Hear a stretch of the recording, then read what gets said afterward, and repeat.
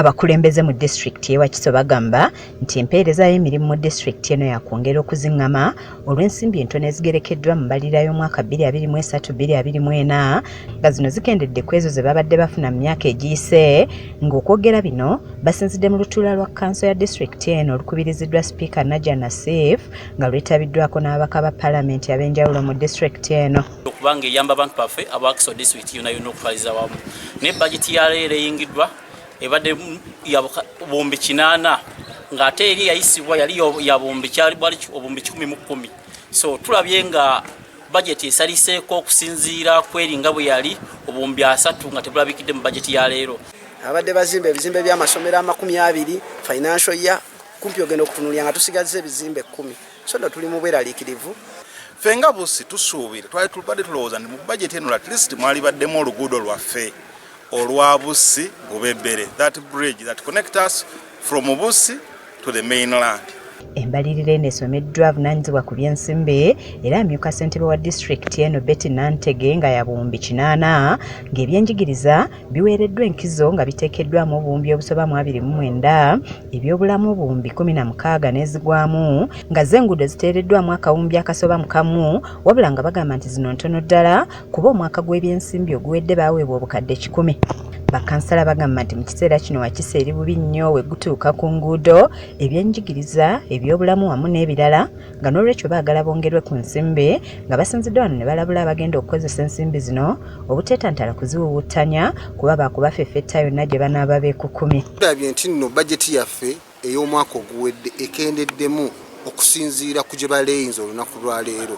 Ekyo nno kyongera okututiisa n'okwennyamiza kubanga ate ebizibu byaffe Wakiso byo bikyali biyitirivu ate tebiggwaawo. Obugaffe ge tufunye mu Kasanga Town Council mubeere beegendereza kubanga kuffe tugenda kufaafaagana nammwe buli omu kinoomu ne bw'obanga obbye essente z'ekkubo oba oli waka wo tugenda kulumbayo kubanga ffe tubonyebonye kimala. Tuyita unfair transfers mu Wakiso okusinziira nti osanga omukozi ng'amaze ku station emyaka 5 emyaka 6 ne bamutransferinga ne bamutwalako ewala n'amala emyaka 2 ate ne bamuzza mu kifo kyekimu we yamala emyaka 7 ekiraga nti abange yagulawo obutuuze.